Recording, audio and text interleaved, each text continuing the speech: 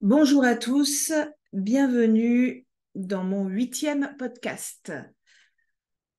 Alors, dans ce 8e podcast, il y aura un peu de vocabulaire médical parce que je vais vous parler de médecine et des grandes inégalités qui persistent entre les hommes et les femmes, ou entre les femmes et les hommes, comme vous préférez.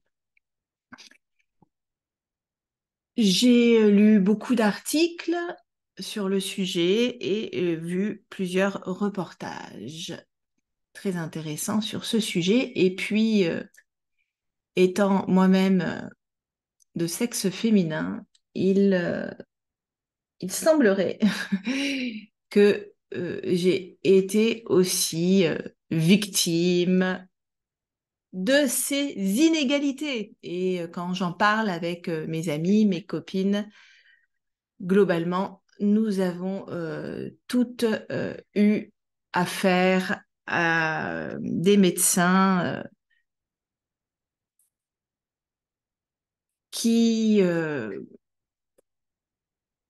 qui n'ont pas forcément pris en compte ou des spécificités de la santé des femmes par ignorance, hein, ou par incompétence ou tout simplement parce que leur formation ne leur a pas permis de faire ce travail.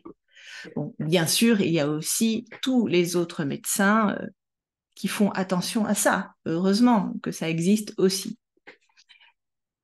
Alors, effectivement, on sait qu'en médecine, quand on est une femme, on peut avoir la perte d'une chance d'être bien soignée. On parle souvent d'errance médicale. Par exemple, moi j'ai des copines qui souffrent d'endométriose, hein, l'endométriose,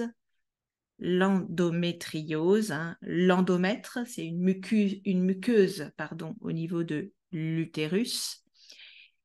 Endometriosis, l'endométriose. Elles ont pendant longtemps souffert d'une errance médicale. Ça veut dire que on va voir plusieurs médecins et que les médecins ne savent pas vraiment déterminer ce qu'il y a, ou alors disent que c'est purement psychologique, purement psychosomatique. Donc, je crois qu'en moyenne, une femme qui a de l'endométriose, encore aujourd'hui, attend en moyenne 7 ans avant d'avoir un bon diagnostic. Bon, bien sûr, ça s'améliore parce qu'on entend beaucoup plus parler d'endométriose, mais quand mes copines me parlaient de leur parcours, elles disaient ben, qu'elles allaient voir des médecins, des gynécologues, en disant qu'elles saignaient énormément, elles avaient extrêmement mal au ventre, que c'était extrêmement douloureux, qu'elles avaient le ventre qui gonflait. Et on pouvait leur dire, ah, ben, c'est psychologique, ou, ah ben oui, c'est un peu normal, hein. C'est un peu normal quand on a ces règles. Les règles, en français, ce sont les periods, les règles. Et voilà, donc effectivement, il y a toujours un peu ce préjugé, le préjugé en français, attention, c'est un faux ami, hein. Un préjugé, prejudice. Un préjugé, c'est une idée qu'on a, une idée préconçue qu'on a sur quelque chose. Et souvent, on va penser, oh, la femme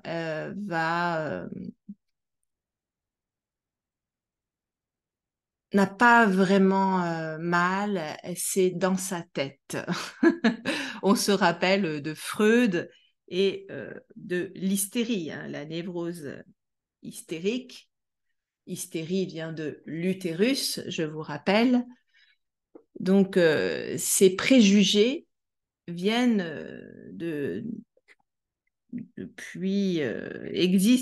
existe depuis de nombreuses années.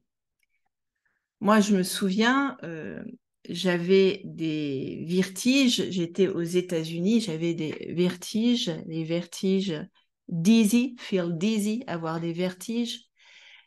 Et donc, j'avais été voir un médecin. Il fallait payer 100 $ la consultation au passage. Et donc, bon, le médecin m'examine, il ne trouve rien, tout va bien. Et il m'a prescrit des antidépresseurs. Alors, j'aime bien parce que il m'a prescrit des antidépresseurs sans me le dire. C'est après, quand j'ai regardé l'ordonnance, j'ai vu qu'il m'avait prescrit des antidépresseurs. Donc, sous-entendu, les vertiges, c'était dans ma tête, c'était parce que j'étais fatiguée, donc antidépresseurs. Donc ça, quand je discute avec beaucoup de femmes, on a toutes eu ça un jour dans notre vie. Bon, il faut mieux en rire qu'en pleurer, mais c'est la réalité. Bon, bien sûr, je n'ai pas pris les antidépresseurs parce que je savais que c'était pas, je ne faisais pas une dépression, mais que c'était de vrais vertiges. Alors,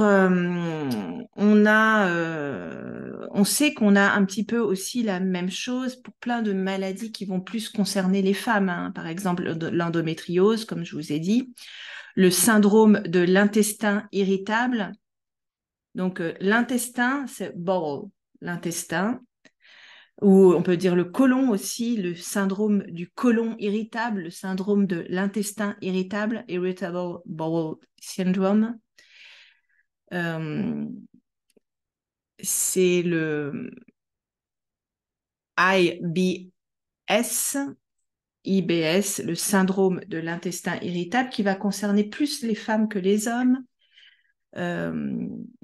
Vous avez, voilà, on va dire toutes les maladies qui vont concerner plus les femmes.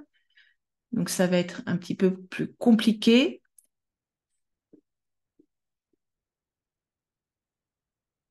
Alors, peut-être que, bien sûr, il y a une différence avec tout ce qui va être cancer de l'utérus, le papillomavirus, le cancer du sein.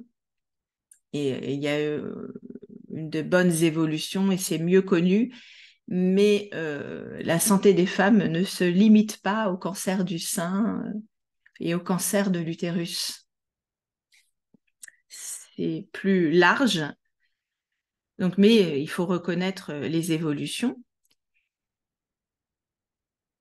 Il y a aussi des maladies où les symptômes peuvent être différents en fonction des hommes et des femmes. Par exemple, l'infarctus du myocarde. L'infarctus du myocarde, ce qu'on appelle communément une crise cardiaque, hein, l'infarctus du myocarde, en anglais myocardial infarction.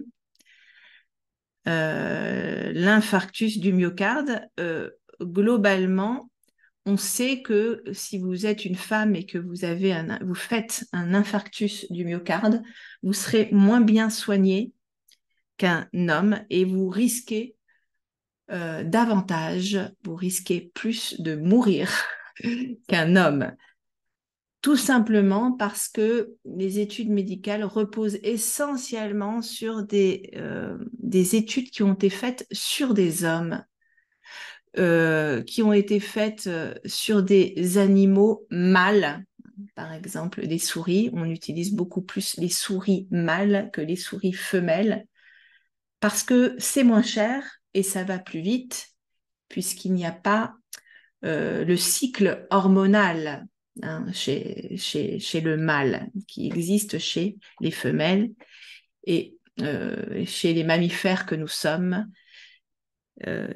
qui existe chez la femme et qui n'existe pas chez l'homme.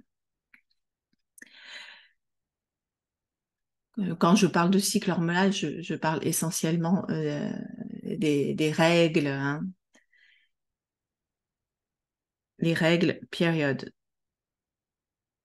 Alors, par exemple, voilà, bah, une femme qui va dire, bah, oui, j'ai une douleur entre mes épaules, shoulder, mes épaules. Euh, j'ai l'impression d'avoir mal au ventre, je vomis, j'ai des nausées, ne sera pas forcément repéré comme un risque d'infarctus du myocarde. Et on a plein de femmes qui ont pu témoigner de ça.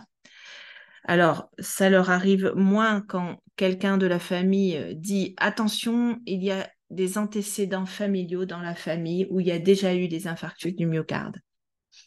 Là, ça alerte la personne. Il y a de plus en plus quand même de femmes médecins, de femmes cardiologues qui alertent sur ces différences de traitement entre les sexes et les différences de symptômes entre une femme et un homme. Donc les choses quand même avancent, mais il y a encore beaucoup plus de femmes qui meurent d'infarctus du myocarde que d'hommes. Elles perdent une chance de guérir parce que les symptômes connus sont plus connus chez les hommes et c'est pas la première pensée qu'on a quand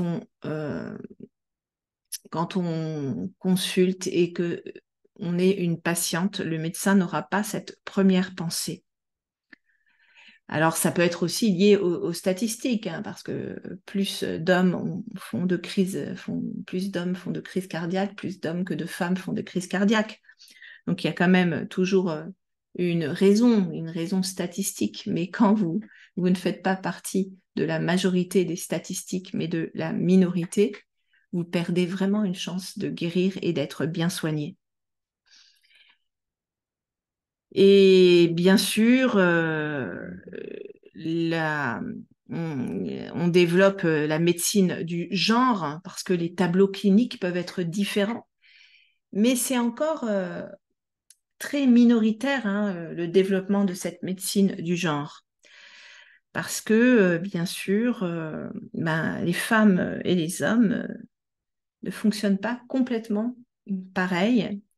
On parlait de chez les femmes au niveau du métabolisme peut être différent, le système hormonal, bien sûr. Par exemple, chez les hommes, il y a plus d'infections, plus de cancers. Mais chez les femmes, il y a plus d'allergies, plus de maladies auto-immunes, plus de démence, plus de douleurs chroniques, articulaires. Ça peut être bien sûr lié à la chute des œstrogènes au moment des règles, qui peuvent aussi créer des maux de tête. Avec les douleurs articulaires, ça peut être lié à la ménopause ou à la préménopause, où il y a voilà, où on va constater beaucoup plus de douleurs articulaires. Et on sait que chez les hommes, quand il y a une baisse de testostérone aussi, il y a plus de douleurs ressenties.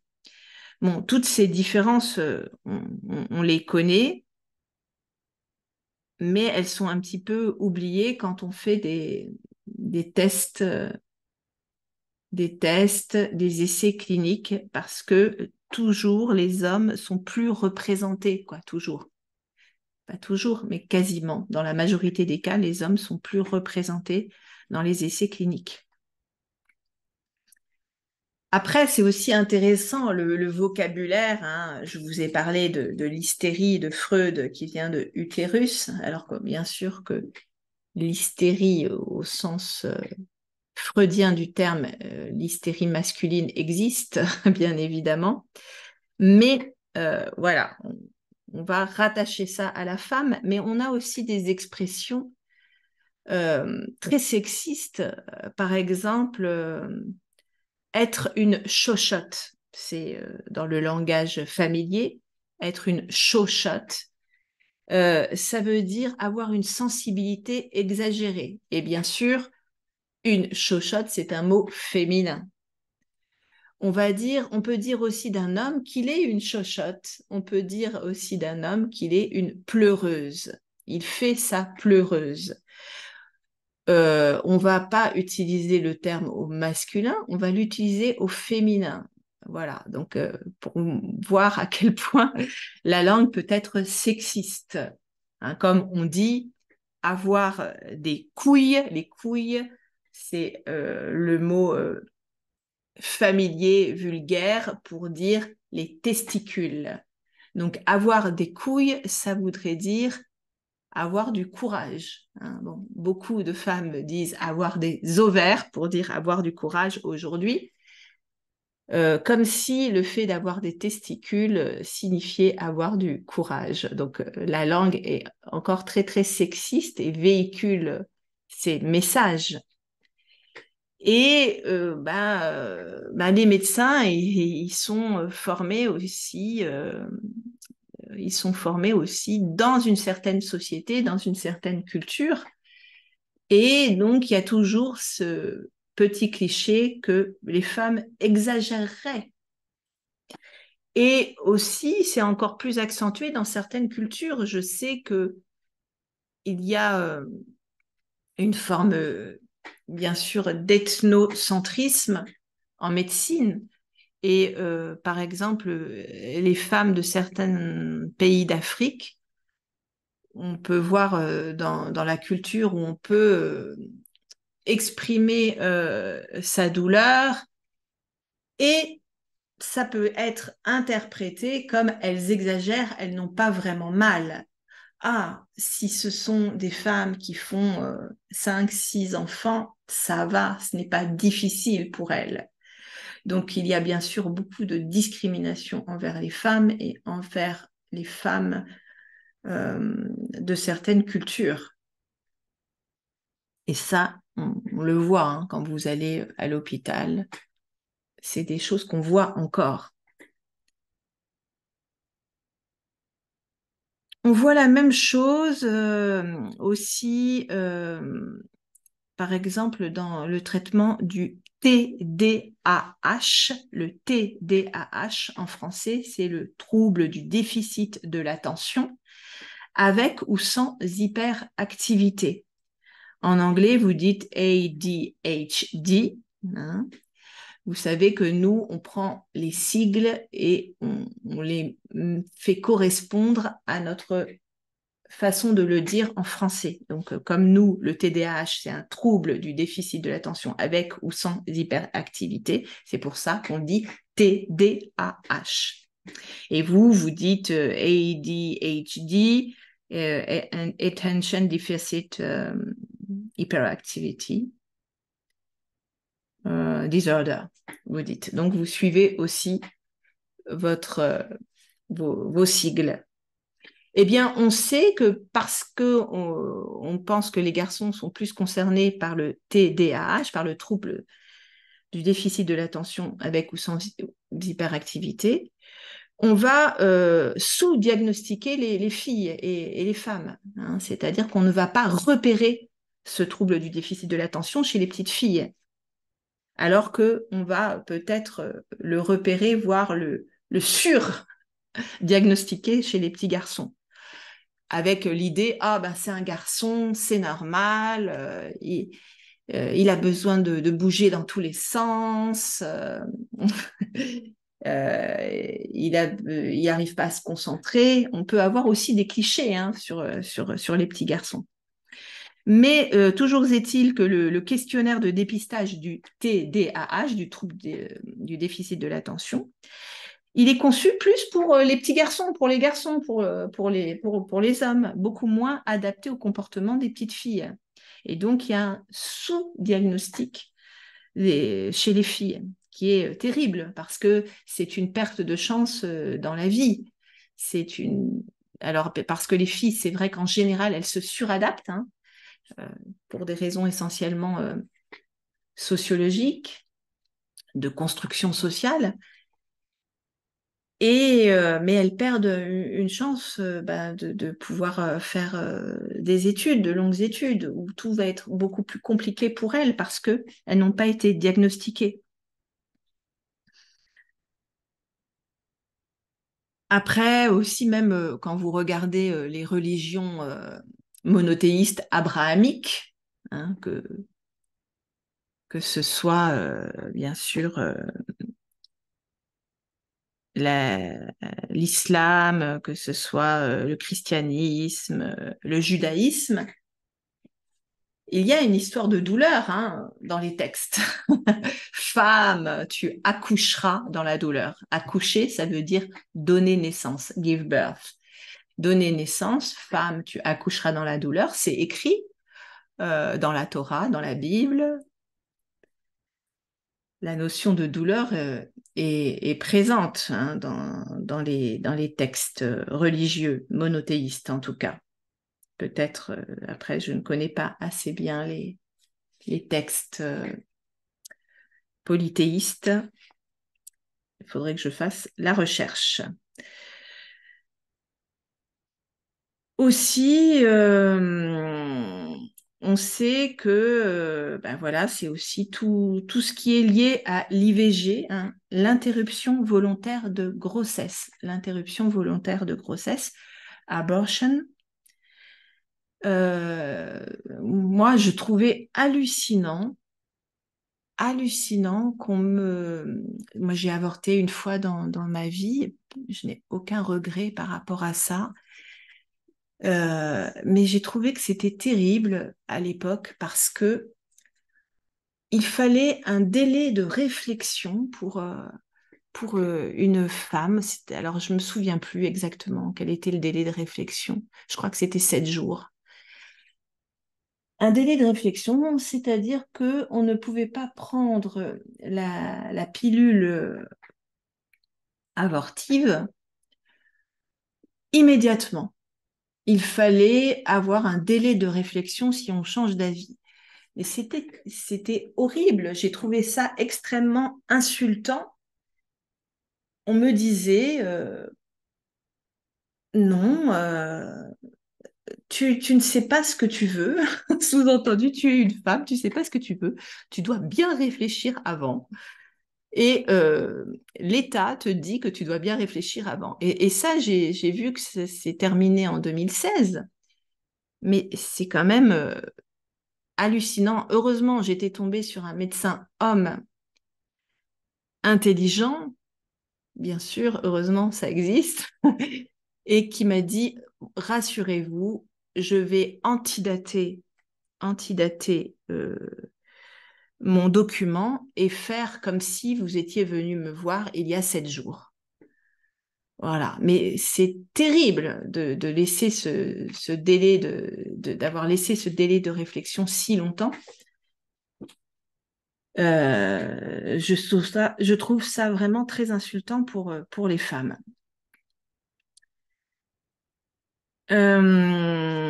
Aussi, vous savez que je me suis intéressée au French Cancan et notamment à l'histoire de Jeanne Avril parce que j'ai été voir un spectacle. Et là, je suis en contact avec une spécialiste suédoise de Jeanne Avril qui a fait une super vidéo, hein. Je l'avais mis dans les références sous ma vidéo sur le spectacle de Jeanne Avril et de Toulouse-Lautrec.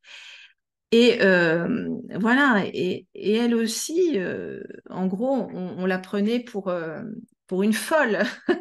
Hein, on disait Jeanne la folle. Elle avait la choré de Sydenham, ou ce qu'on appelait la danse de Saint-Guy. Et voilà, on se disait, bon, ben voilà, c'est une folle, c'est forcément dans sa tête. Et bien sûr, après, on sait que c'était un streptocoque qui peut être combattu avec des antibiotiques. Mais la première idée, c'est une femme, c'est une folle. Donc c'est aussi très intéressant. Euh, et qu'est-ce que je voulais dire aussi? On sait que les essais cliniques, ils sont faits, les tests de médicaments sont faits à 80% sur les hommes. 80% sur les hommes.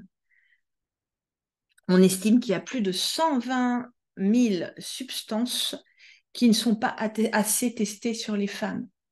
120 000. Alors, bon,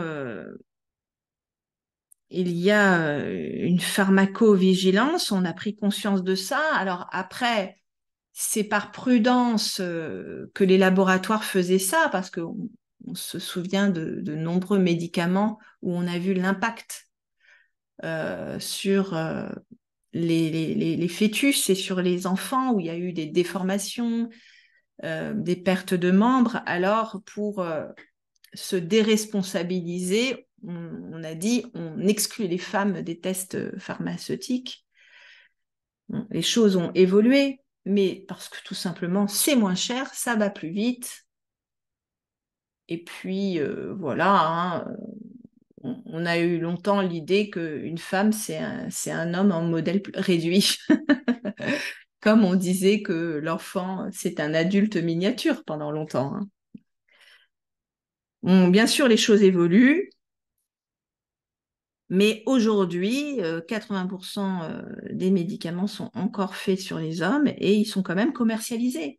Même si on dit qu'il doit y avoir une parité, il doit y avoir une représentation équitable dans les essais cliniques, ce n'est pas le cas en réalité. Les tests sont toujours réalisés essentiellement avec des souris mouse, des souris mâles. Et on sait très bien que le sexe va influencer les résultats. On sait cette réalité. Donc, il faut avoir conscience que encore aujourd'hui, les médicaments que nous prenons, nous les femmes, ont essentiellement été testés pour des hommes.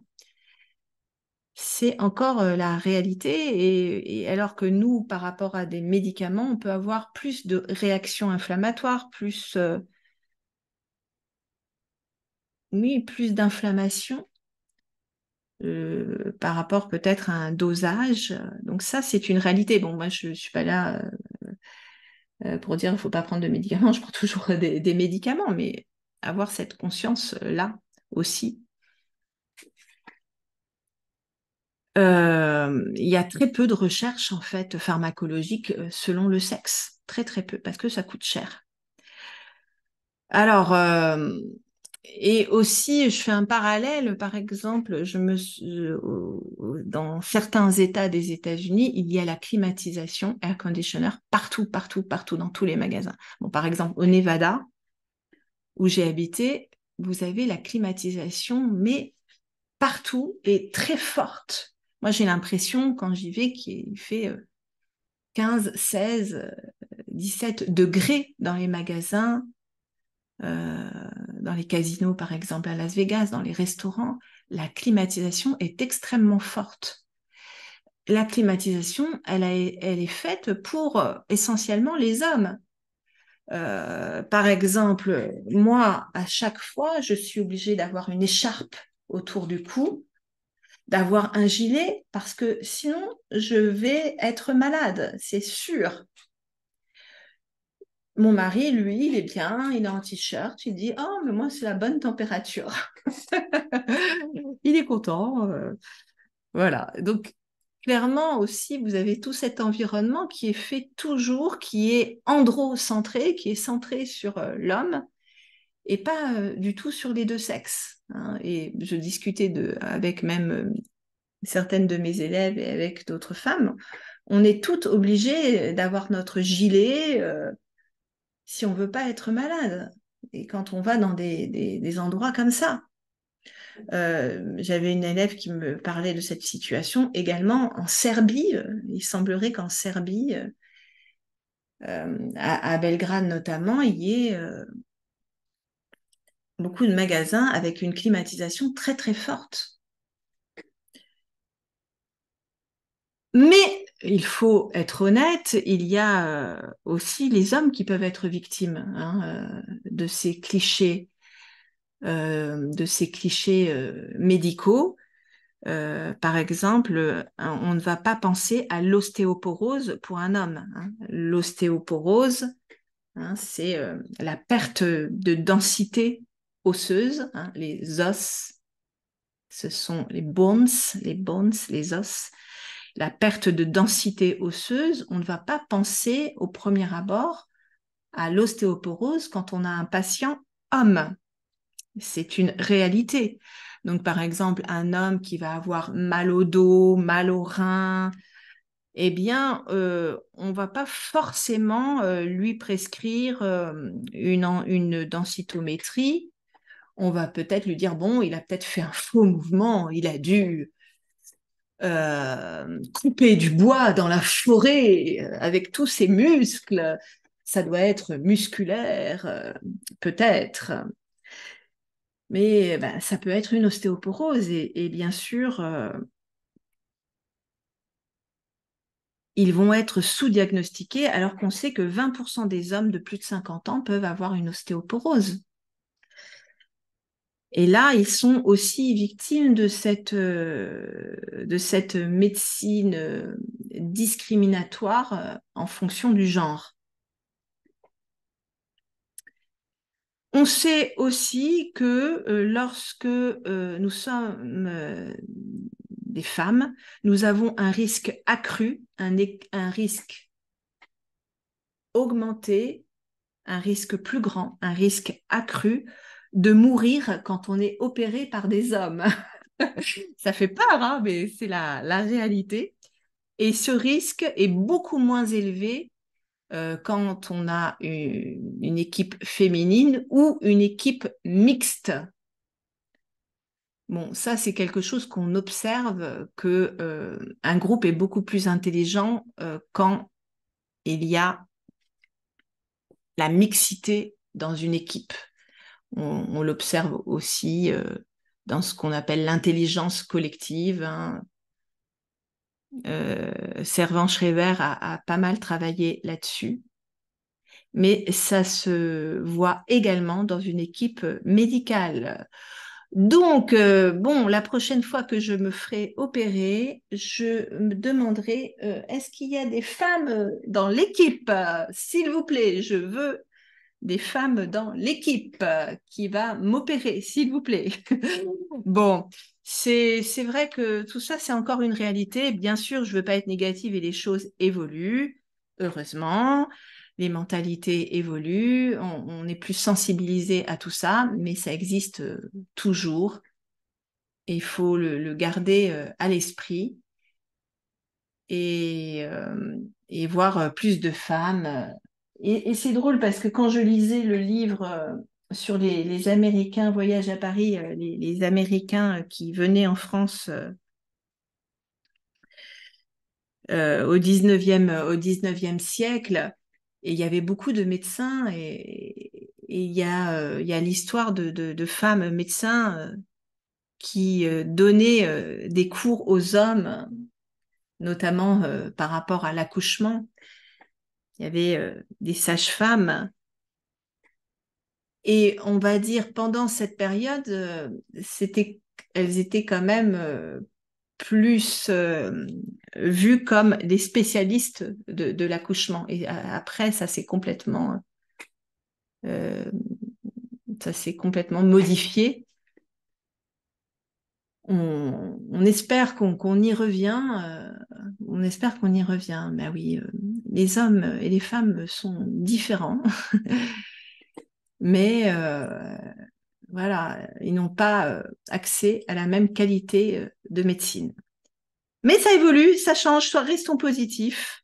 C'est ça le principal, hein. Ce n'est pas un podcast pour rester, pour donner, on va dire, pour ne pas avoir le moral, hein, le moral de The Mood, mais c'est plus pour attirer l'attention sur ça et les évolutions qui sont encore nécessaires. Et aussi, peut-être que nous aussi, nous avons ces mêmes préjugés. Voilà, j'espère que ça vous a intéressé, que vous avez pris un peu de vocabulaire médical et que vous aurez envie de partager peut-être vos expériences aussi. Allez, au revoir et puis à bientôt peut-être pour notre 9e podcast. Salut!